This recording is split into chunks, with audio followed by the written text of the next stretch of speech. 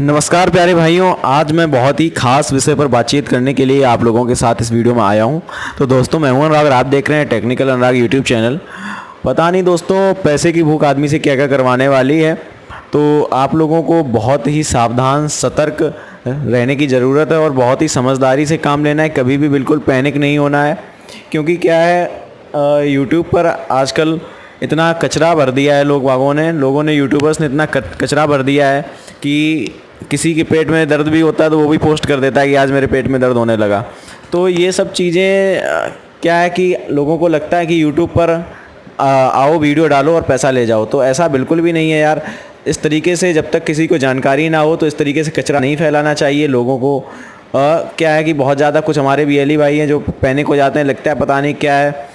कुछ लोग हैं जिन्होंने इतनी नेगेटिविटी फैला के रख दी है, वो केवल अपने चैनल पर नेगेटिव वीडियोस ही डालते हैं। अभी क्या है, कुछ दिनों पहले एक अफवाह फैला दी थी कि जो आधार यूसीएल का सॉफ्टवेयर है उसमें जो मोबाइल नंबर लिंक नहीं है जिसके साथ जिस रेजिडेंट का, उसका आधार अपडेट ही नहीं होगा, उसका आधार प्रिंट नहीं होगा।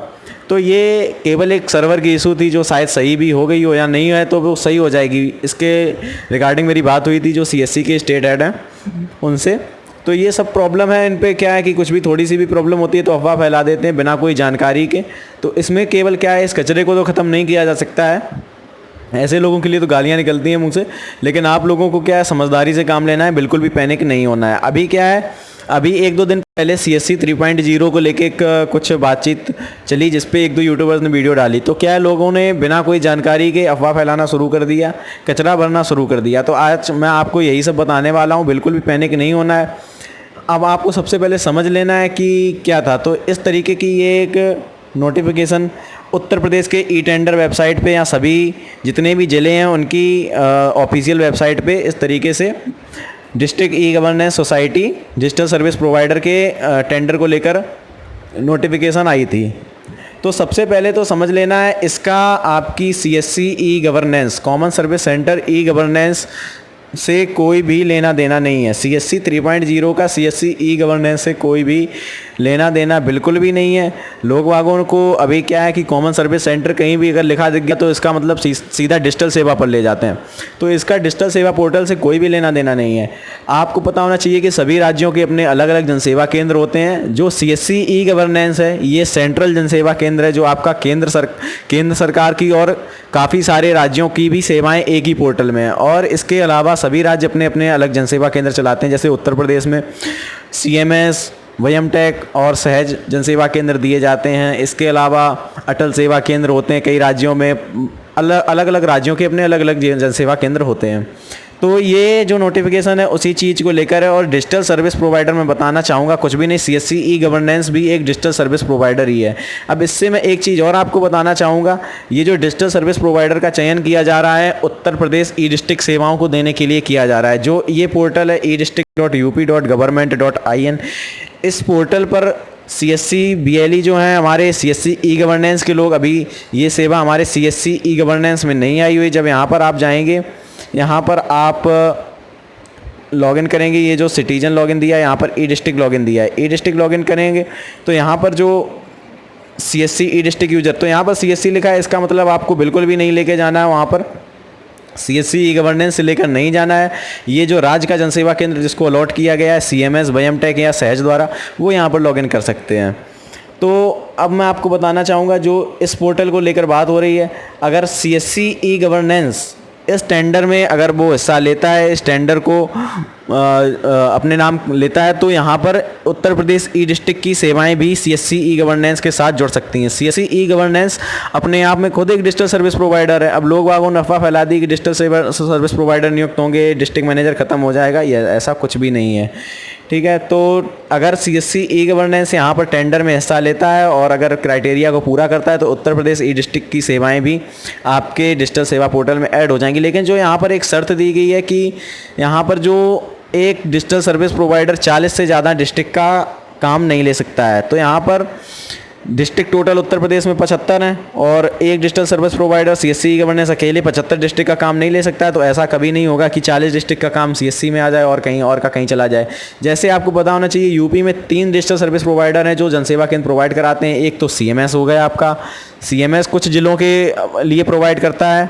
इसके बाद आपका दूसरा जो है वो आपका है सहज जनसेवा केंद्र। सहज कुछ ज़िलों के लिए, जो उत्तर प्रदेश के कुछ ज़िले हैं उनमें सहज प्रोवाइड करता है। और जो तीसरा आपका हो गया है वो है आपका वयम टेक। वयम टेक आपका कुछ ज़िलों में जनसेवा केंद्र उत्तर प्रदेश के लिए प्रोवाइड करता है। तो जनसेवा केंद्र की देखिए, आपको पता होना चाहिए कि जितने भी सीएससी गवर्नेंस के सेंटर हैं उन पे उत्तर प्रदेश जनसेवा केंद्र की सेवाएं नहीं मिलती हैं। जैसे आज़ाद मूल्यमास राशन कार्ड, ये सब सेवाएं अपनी सीएससी गवर्नेंस में नहीं है। इन्हीं सभी को देखते हुए डिजिटल सर्विस प्रोवाइडर बढ़ाए जा रहे हैं, जिससे कि जनसेवा केंद्रों की संख्याएं बढ़ाई जा सकें। प्रत्येक ग्राम पंचायत में मिनिमम दो जनसेवा केंद्र स्थापित किए जा सकें। इसीलिए उत्तर प्रदेश में जो डिजिटल सर्विस प्रोवाइडरों की संख्या बढ़ाई जा रही है। अभी यहाँ पर सीएमएस, सहज और वयम टेक केवल ये सेवाएं दे रहे थे नए जनसेवा केंद्र के लिए। इसी तरीके से और भी डिजिटल सर्विस प्रोवाइडर ऐड किए जा रहे हैं।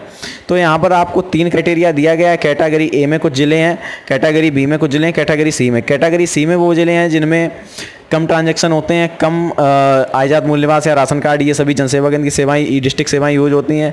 कैटेगरी बी में जो है उनमें कुछ मीडियम में, और कैटेगरी ए में वो डिस्ट्रिक्ट हैं जिनमें अच्छी तरीके से जो सेवाएं यूज होती हैं। अब सेवाएं आप यहाँ पर देख लीजिए नीचे, list of service being provided at present. तो यहाँ पर e district and integrated service, e district portal में कुछ एकीकृत सेवाएं होती हैं और जो आज़ाद मूल्यवास की सेवाएं होती हैं, इन सभी सेवाओं के लिए जो नियुक्त किए जा रहे हैं। तो क्या लोग बागों ने पैनिक करके रख दिया कि सीएससी ई गवर्नेंस के साथ ऐसा कुछ छेड़खान? आपके डिजिटल सेवा पोर्टल से इसका कोई भी लेना देना नहीं है। सीएससी ई गवर्नेंस जो है अपने आप में एक अलग डिजिटल सर्विस प्रोवाइडर है जो central government ministry of electronics से पावर्ड है, जिसमें सपोर्ट मिलता है और वहाँ से सेंट्रल की और कई सारे राज्यों की सेवाएं दी जाती हैं। तो ये एक उत्तर प्रदेश की स्वयं में, उत्तर प्रदेश में अपने ज़िलों में डिजिटल सर्विस प्रोवाइडर स्थापित कर रहे हैं। अगर सीएससी ई गवर्नेंस इस टेंडर में हिस्सा लेता है तो यूपी ई डिस्ट्रिक्ट की भी सेवाएं आपके, तो पैनिक होने की बिल्कुल बात नहीं। आपको तो खुश होना चाहिए। आपको तो अगर ये सीएससी ई गवर्नेंस ले लेता है तो यूपी ई डिस्ट्रिक्ट भी आपके डिजिटल सेवा पोर्टल में आ जाएगा। डिजिटल सर्विस प्रोवाइडर का मतलब है कि अभी तक सीएमएस, सहज और वयम टेक सर्विस दे रहे थे, आपके नए जनसेवा केंद्र दे रहे थे इसमें उत्तर प्रदेश में। अब 2-3 नई कंपनियां भी जनसेवा केंद्र आपको अलॉट करेंगी। तो इस तरीके से ये चीज़ है। और लोग बागों ने क्या अफवाह फैला के रखी है कि ये जो सीएससी है ये प्राइवेट होगा, ये पैसे लगेंगे, ऐसा कुछ भी नहीं है। तो इसमें एक चीज़ और बताइए, जो लोग अभी सीएमएस, वयम टेक और इसके साथ काम कर रहे हैं, सहज के साथ, वो लोग चाहें तो नई डिजिटल सर्विस प्रोवाइडर से जुड़ सकते हैं। इसमें क्या है, जैसे आपके सीएमएस और सहज में एक साथ 10 से 15 हज़ार रुपये लिए जाते थे सीएससी को देने के लिए, इसमें ऐसा नहीं है। इसमें क्या है आपका, इसमें आपको ईयरली बेसिस पे कुछ पैसे लगेंगे, रेंट के टाइप में आपको देना होगा जनसेवा केंद्र के लिए।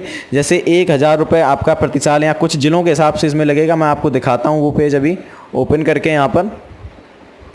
और यहाँ पर इनको प्राइवेटाइजेशन का एक और मतलब है, जो यहाँ पर इनको टारगेट दिया जाएगा कि इतने दिनों में इतने ज़िलों में आपको प्रत्येक गांव में जनसेवा केंद्र खोलना है। तो इस तरीके से यहाँ पर मैं दिखा रहा हूँ आपको, यहाँ पर ऊपर अभी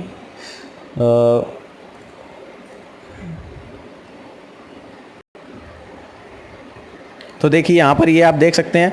यहाँ पर सबसे पहले आपको 1 time transition fees from old active VLE, जो सीएमएस, सहज या वयम टेक के साथ काम कर रहे हैं, वो अगर ये चाहें कि मैं अब जो नए डिजिटल सर्विस प्रोवाइडर हैं उनमें जाना चाहता हूँ, तो आप पर कैटेगरी सी के ज़िलों के लिए 300 रुपये अर्बन इलाके में प्रति साल देने होंगे और 150 रुपये आपको रूरल इलाके में देने होंगे। तो इसका मतलब ये नहीं है अब आपको 10 से 15 हज़ार एक साथ नहीं जमा करने होंगे जनसेवा केंद्र उत्तर प्रदेश में लेने के लिए। आपको मात्र रेंट की टाइप में देना होगा, प्रति साल आपसे कुछ पैसे लिए जाएंगे। तो ये मैं आपको जो पीडीएफ है ये मैं आपको डिस्क्रिप्शन में इसका लिंक दे दूंगा, वहाँ से आप इसको डाउनलोड कर सकते हैं। और ये यूपी से रिलेटेड है, इसमें कोई भी सीएससी ई गवर्नेंस का कोई भी रोल नहीं है। यहाँ पर आपके डिजिटल सेवा पोर्टल का इसमें कोई रोल ही नहीं है। इसमें तो आपको खुश होना चाहिए, जो पिछले सेंटर चल रहे हैं वो चलते रहेंगे। जैसे आपको पता है अभी क्या है, सीएमएस और सहज जिन गांवों में जनसेवा केंद्र ऑलरेडी हैं उनमें नहीं दे रहे थे। अब जो नए डिजिटल सर्विस प्रोवाइडर आएंगे वो आपको जनसेवा केंद्र प्रोवाइड कराएंगे, और जिसमें आपको 9 से 10 हज़ार रुपये एक साथ नहीं पे करना होगा, आपको कुछ पैसे रेंट के टाइप में लगा करेंगे। तो आशा करता हूँ आप आगे से इन सभी तरीक़ों की जानकारी से सतर्क रहेंगे। और कोई भी ये जो कचरा है, इस तरीके की कोई वीडियो यूट्यूब पर लाता है तो मैं बोलता हूँ आप उसको तुरंत ही अनसब्सक्राइब कर दें इस तरीके के चैनल को, क्योंकि जो नेगेटिविटी फैलाता है वो आपको बहुत ज़्यादा आगे जाके दिक्कत कर सकती है। आपके अभी कुछ लोगों ने CSC के खिलाफ़ भड़का दिया था आप लोगों को, तो ये सब चीज़ें आपको नहीं करनी है। जो आपको सर्विस दी जा रही है उनका अच्छे से उपयोग करना है। तो आशा करता हूँ ये वीडियो आपको बहुत पसंद आई होगी और धन्यवाद।